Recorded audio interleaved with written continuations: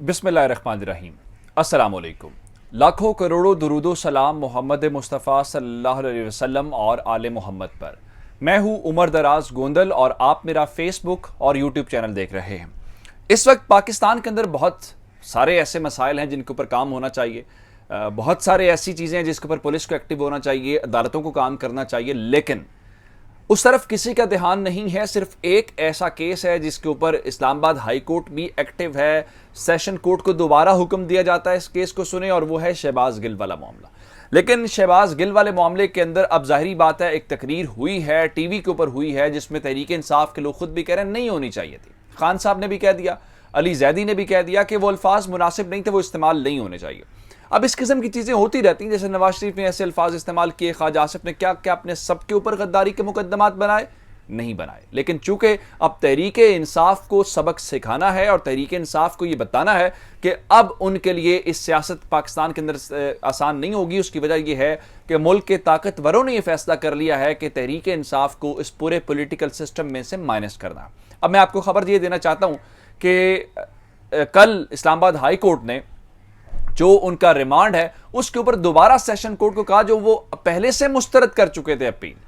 यानी हुआ ये था कि सेशन कोर्ट ने उनका जुडिशल रिमांड दिया, उसके बाद वो उससे ऊपर उन्होंने अपील की, वो मुस्तरद हुई, लेकिन उसके बावजूद वो इस्लामाबाद हाई कोर्ट गए। इस्लामाबाद हाई कोर्ट ने कहा नहीं, आप इसका फैसला करें। अब उस फैसला करने का मतलब क्या है कि ये तो सीधी क्योंकि जो भी सेशन कोर्ट होती है वो हाई कोर्ट के अंडर काम करती है, जिसका मतलब यह है कि हम आपको कह रहे हैं नहीं फैसला करें।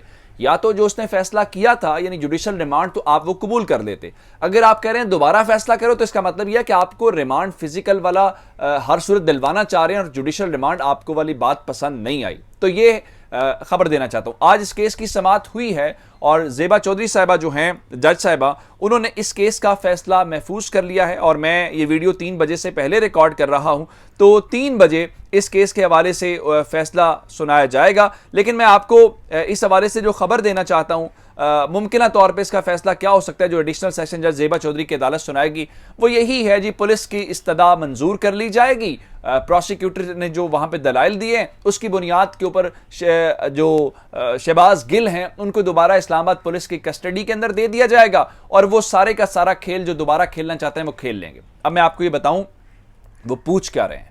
वो पूछ रहे हैं कि क्या इमरान खान ममनुआ चीज पीते हैं। मैं लफ्ज ममनुआ इस्तेमाल कर रहा हूं। क्या इमरान खान वो पीते पिलाते भी हैं? इमरान खान खाते क्या हैं? ये सवाल तो आपने पहले सुना था और जनरल फैज हमीद की मुलाकातों वाला भी सुना था। अब उनके वकील ने इंकशाफ किया, उनसे ये पूछा कि इमरान खान वो चीज़ पीते हैं, अब इसका वो जवाब क्या दें। उसके बाद उन्होंने आज अदालत के सामने ये कहा कि मैं आपको उनके जिस्म की वो तस्वीर दिखा सकता हूं जहां पे इन्होंने सारा कुछ ये किया है, जिस पे उन्होंने कहा अगर आप वो तस्वीरें देख लें जो मेरे पास मौजूद हैं। और शहबाज गिल ने खुद कहा, उनके वकील ने बताया जो अदालत के सामने, कि उनको सारी रात सोने नहीं दिया जाता। उनका आप वो सिर्फ तस्वीरें देख के उनको रिमांड और उस केस को खत्म कर देंगी। अब मैं आपको जो असल बात बताना चाहता हूं, जो बड़ा झोल पकड़ा गया है, जो इस केस का टर्निंग पॉइंट है, उनके ऊपर चूंकि बगावत और गद्दारी का जिसको आप मुकदमा कह सकते हैं वो दर्ज किया गया है, और उस केस के अंदर आम तौर पे विफाकी हुकूमत केस दायर करती है। और जब हम सुप्रीम कोर्ट के एक फैसले के मुताबिक विफाकी हुकूमत की तारीफ पढ़ते हैं, तो विफाकी हुकूमत की तारीफ ये होती है कि वजीर आजम और उनकी काबीना। तो आज उनके वकील शहबाज गिल के जो वकील हैं सलमान सफदर, उन्होंने ये पूछा कि आप ये बताइए कि क्या शहबाज गिल वाले मामले के ऊपर प्रोसिक्यूशन से अदालत ये पूछे कि क्या विफाकी काबीना से इजाजत ली गई है। अब अगर इजाजत नहीं ली गई तो इसका मतलब फिर यह हुआ कि ये केस ओवरऑल नहीं बनता और इस केस को यहीं पे खत्म हो जाना चाहिए। लेकिन ऐसा होता हुआ नजर नहीं आ रहा। उसकी वजह यह है कि कुछ ताकतवर हल्के शहबाज गिल को, तहरीक इंसाफ को, यह बताना चाहते हैं कि वो ताकतवर हैं, लेकिन इमरान खान किसी तौर पर स्लो होते नजर नहीं आ रहे और जबरदस्त किस्म की हिकमत अमली के साथ। पहले तहरीक इंसाफ ने थोड़ा सा डामाडोल हुई शहबाज गिल वाले मामले के अंदर, लेकिन अब वो बतौर जमात शहबाज गिल वाले केस के साथ खड़े हैं। और चूंकि मैंने आपको बताया कि वीडियो 3 बजे से पहले मैं रिकॉर्ड कर रहा हूं, तो 3 बजे ज़ेबा चौधरी की अदालत शहबाज गिल का फैसला सुनाएगी, और गालिब इम्कान यह है कि उनको एक बार फिर जुडिशियल से फिजिकल रिमांड की तरफ भेजा जाएगा। यह भी बहुत रेयर केस होगा, बहुत रेयर होगा कि किसी का एक बार जुडिशल रिमांड हो जाए और फिर हाई कोर्ट मुदाखलत करे और फिर उसका फिजिकल रिमांड हो, यह एक मुमकिन फैसला हो सकता है। दूसरी सूरत फिर यही है कि आप उस फैसले को, जेबा चौधरी साहब डट जाएं और कहें नहीं जो मैंने पहले फैसला किया मैं उसी फैसले के ऊपर कायम हूं और शहबाज गिल का जुडिशल रिमांड ही रहेगा। इसका इम्कान कम है, हो जरूर सकता है, ये दोनों इम्कानात मौजूद हैं, लेकिन गालिब इम्कान जो है वो ये है कि उनका फिजिकल रिमांड हो जाएगा। मैं आपको ये बता रहा हूं, बाकी तो फिर 3 बजे के बाद फैसला आएगा, आपको अंदाजा हो जाएगा। अब आगे चलते हैं। खान साहब को इन सब चीजों का अंदाजा है और तहरीक इंसाफ ये समझ रही है कि थोड़ा सा हाथ हौला रखा या थोड़ा सा पीछे हटे तो इसका मतलब ये होगा कि सबकी सख्ती आ जाएगी। और तहरीक इंसाफ ने जो इजलास बुलाया है उस इजलास के अंदर शहबाज गिल केस का भी पेशरफ्त का जायजा लिया जाएगा और मुल्की सियासी सूरत हाल का भी जायजा लिया जाएगा, क्योंकि खान साहब भी जरा नब्स के ऊपर हाथ रखे हुए हैं और पत्ते एक एक करके फेंक रहे हैं।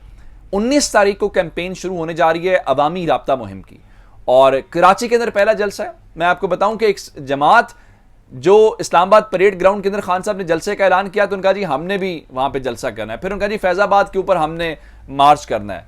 तो खान साहब ने अब कराची के अंदर 19 तारीख को जलसा रखा है। बताया गया है कि वो जो तंजीम है, वो जो धरना पार्टी है, उनके मुतालिक कि वो भी कराची में उसी दिन जलसा करना चाहते हैं। जिसका मतलब क्या है, सीधा सीधा उसका मतलब यह है कि वो खेल खराब करना चाहते हैं। कौन है जो उनको कह रहा है कि इमरान खान के मुकाबले में जलसे करो? लेकिन मैं आपको एक और खबर दे देता हूं, खान साहब भी इस तरह से चीजों को आगे लेके चलेंगे। 19 तारीख को खेल शुरू होगा और 4 सितंबर तक खान साहब ने 17 जलसे करने हैं। पहले उन्होंने कहा था कि रावलपिंडी में पहला जलसा होगा, अब कराची में होगा, लेकिन आखिरी जलसा जो कोयटा वाला है, जिसके ऊपर बहुत सारे लोगों का मसला होगा, उस जलसे का ऐलान कर दिया गया। 4 सितंबर को इमरान खान कोयटा के अंदर जलसा करेंगे।